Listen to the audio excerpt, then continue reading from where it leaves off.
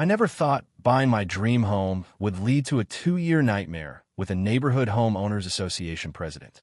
But that's exactly what happened when I moved into Oakwood Estates last spring. The house was perfect, a charming colonial with a spacious backyard that backed up to a small wooded area. The previous owners had mentioned the HOA was particular about property maintenance, but I figured that just meant keeping the lawn mowed and the house painted in approved colors. I had no idea I was about to meet Karen Wellington, the most power-hungry HOA president in suburban history. My first encounter with Karen happened 3 days after I moved in. I was still unpacking boxes when the doorbell rang. Standing on my porch was a trim woman in her 50s with an immaculate blonde bob and pearl earrings that probably cost more than my monthly mortgage payment. She wore a pink cardigan despite the warm weather and clutched a thick binder labeled Oakwood Estates HOA Guidelines.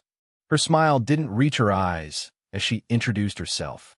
"Hello, I'm Karen Wellington, president of the Oakwood Estates Home Owners Association. I wanted to personally welcome you to the neighborhood and provide you with our community guidelines," she said with a tight smile, thrusting the binder into my hands.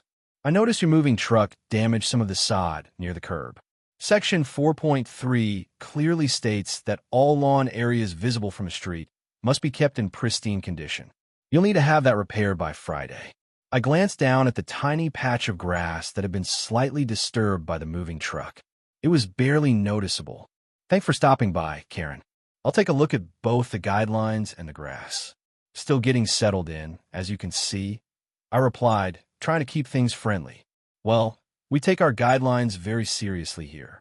That's why Oakwood Estates has maintained its property values while other neighborhoods have declined," she said with a sniff. "Oh, and I also noticed you have your garbage bins visible from a street. Those need to be stored out of sight by tomorrow." Section 5.2. Before I could respond, she had already turned and was walking briskly toward her house across the street. I closed the door and dropped the binder on my kitchen counter, returning to unpacking. Little did I know this was just the opening salvo in what would become an all-out war. Over the next few months, Karen found something wrong with my property almost weekly. My grass was a 1/4 inch too tall. My mailbox was the wrong shade of black. The solar-powered garden lights I installed were not in keeping with neighborhood aesthetics. Each violation came with a notice on official HOA letterhead signed by Karen herself, always with a reference to some obscure guideline and a deadline for correction. Most of my neighbors warned me to just comply. "It's easier that way," my next-door neighbor Tom explained one evening as we chatted over the fence. "Karen's been president for 8 years now.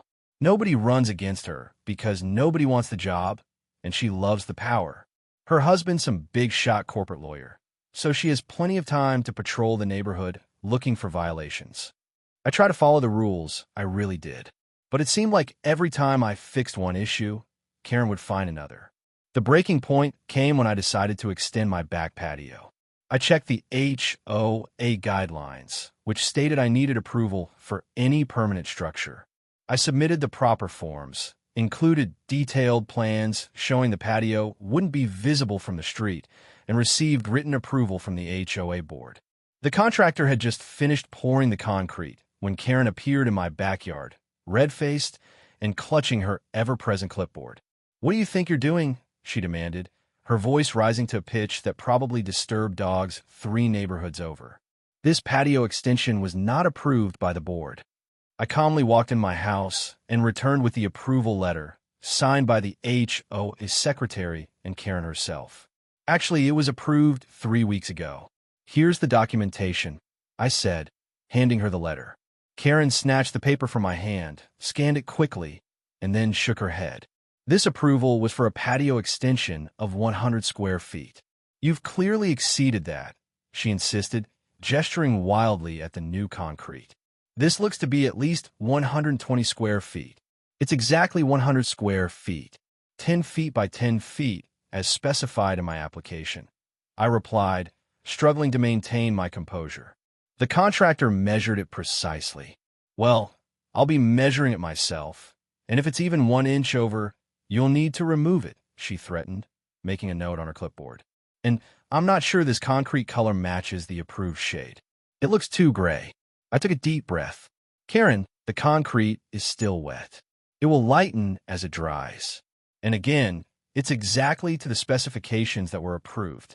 We'll see about that, she huffed before marching toward the side gate. And by the way, your garden hose is visible from street. That's another violation. After she left, my contractor looked at me sympathetically. Man, she's something else. I've worked in a lot of HOA neighborhoods, but she takes the cake. I nodded, feeling a headache coming on. Tell me about it. But the patio is exactly 100 square feet, right? Down to the inch, he confirmed. I've dealt with people like her before. I measure everything twice precisely because of folks like that. 2 days later, I found an HOA violation notice taped to my front door. According to Karen's measurements, my patio was 102 square feet, 2 square feet over the approved size. The notice demanded I remove the entire patio and reapply for approval or face daily fines of $50. That evening, I emailed the entire HOA board, attaching photos of the contractor measuring the patio, the original approval, and a polite but firm message explaining that the patio was precisely to specification. The board's secretary, a reasonable woman named Patricia, responded that she would bring it up at the next board meeting, but advised me to try not to antagonize Karen further. The patio dispute seemed to light a fire under Karen. Over the next few weeks, the violations escalated. My trash bins were put out 3 hours too early. The wreath on my front door was seasonally inappropriate. The bird feeder in my backyard was attracting undesirable wildlife. Each violation came with the threat of fines, and each one pushed me closer to my breaking point. Then came the property line dispute that would finally push everything over the edge. My backyard, as I mentioned, bordered a small wooded area that served as a buffer between our neighborhood and the main road. According to my property survey and deed, my land extended 5 feet into these woods.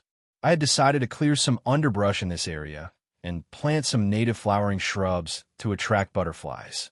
I was just starting to work one Saturday morning when Karen appeared, seemingly out of nowhere, like some suburban apparition in designer gardening gloves and a sun visor. "Excuse me, this is HOA common area. You cannot modify this land," she declared, pointing to where I had begun clearing some brambles. "Actually, Karen, according to my property survey, my land extends 5 feet into the wooded area," I explained, reaching for the copy of the survey I had brought outside, anticipating possible issues. Karen dismissed my survey with a wave of her hand. "Our HOA maps show differently. This has always been common area, maintained by the association." "Well, the county records and my deed disagree," I replied, keeping my voice level. "I'm happy to show you the documentation." "Documentation can be incorrect," she retorted, crossing her arms. "As HOA president, I'm telling you to stop this work immediately until the board can review the boundary issue. I consider my options. I understand your concern, Karen, but I've verified my property boundaries with the county. If the HOA has different records, perhaps we should compare them. In the meantime, I'll continue improving my property according to the legal boundaries." Karen's face flushed crimson. "If you proceed, I'll have no choice but to issue a cease and desist order and call the police for trespassing on HOA property." I couldn't help but laugh at the absurdity. "Karen, I can't trespass on my own property. That's not how trespassing works. We'll see about that," she snapped before storming off toward her house. I decided to continue my work, figuring Karen was just making empty threats as usual. I was wrong. 30 minutes later, a police cruiser pulled up in front of my house. I set down my garden tools and walked around to meet the officer, a young guy who looked slightly embarrassed to be there. "Good morning, officer," I greeted him. "Let me guess, someone called about trespassing?"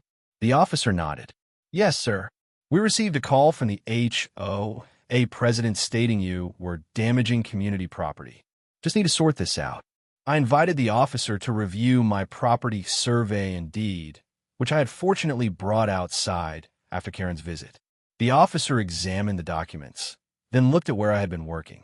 "Looks to me like you're on your own property according to these legal documents," he concluded. "This is really a civil matter, not criminal." I'd suggest getting clarification from the county if there's a dispute about boundaries. As the officer was preparing to leave, Karen came marching down the street, waving a laminated map. "Officer, I have the official HOA map right here that clearly shows the boundaries."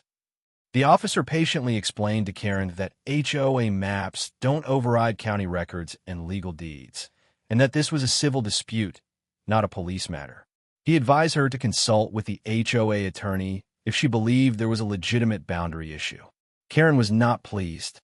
"I'll be contacting our attorney immediately," she fumed as the officer drove away.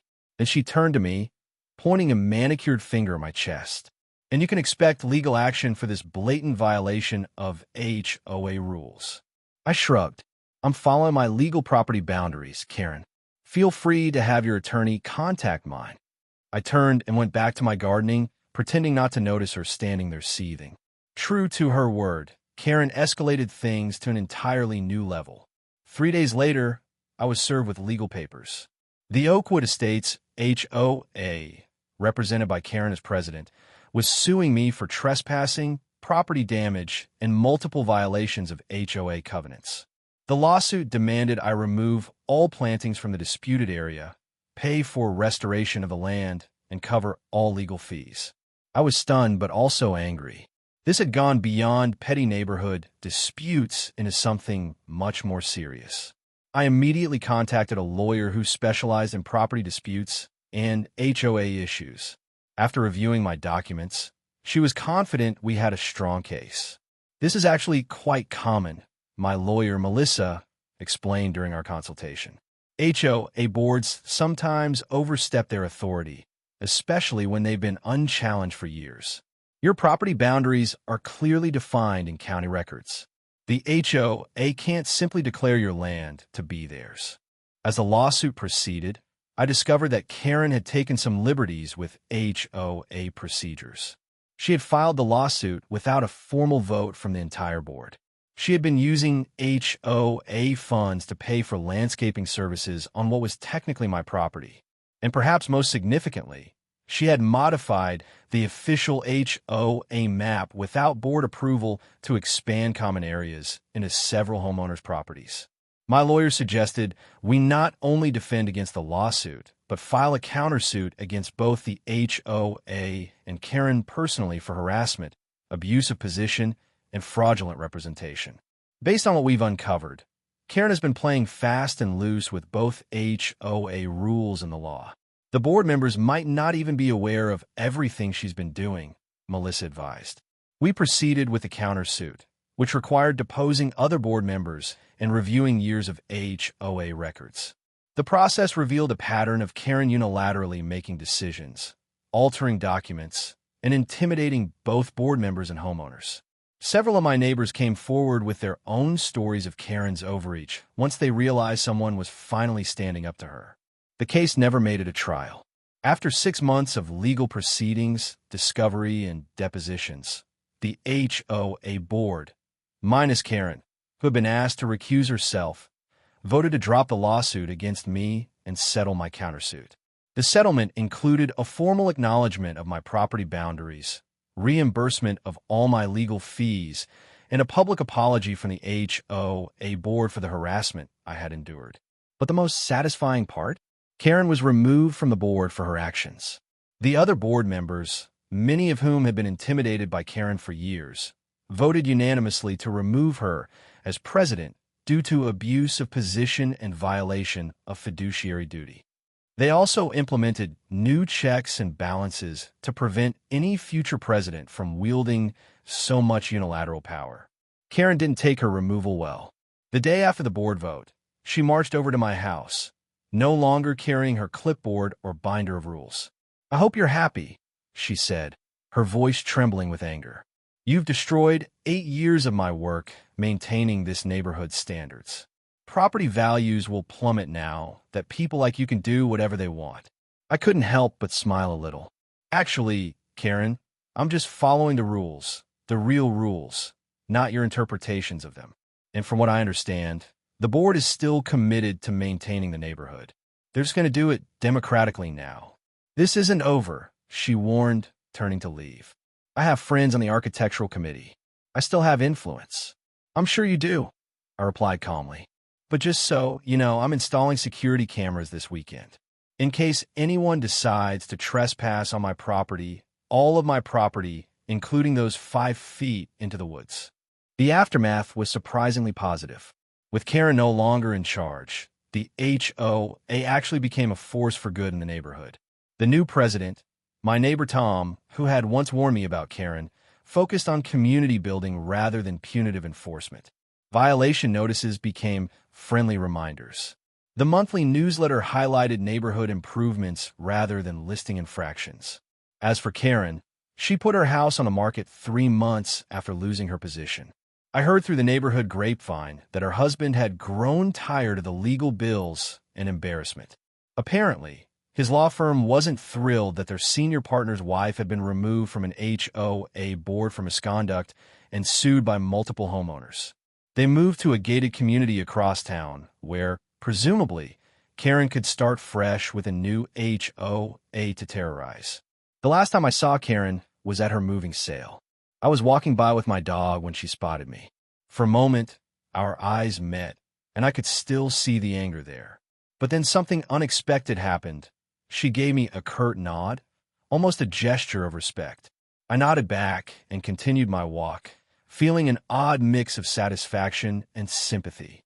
My butterfly garden now extends the full 5 feet into what was once disputed territory, thriving with native plants and colorful wings in spring and summer. Sometimes when I'm out there gardening, I find myself almost missing the drama Karen brought to the neighborhood. Almost, but not quite. Life is peaceful now in Oakwood Estates, and when new neighbors move in, I make sure to bring them cookies and a friendly welcome. No clipboard, no violation notices, just the simple kindness that should be the foundation of any community. In the end, standing up for what was legally mine not only resolved my own situation, but improved life for everyone in the neighborhood.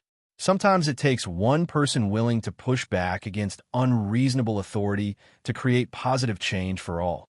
And if there's one lesson I learned from my battle with HOA Karen, it's that knowing your rights and having documentation to prove them is the best defense against those who would abuse their power, no matter how small that power might seem.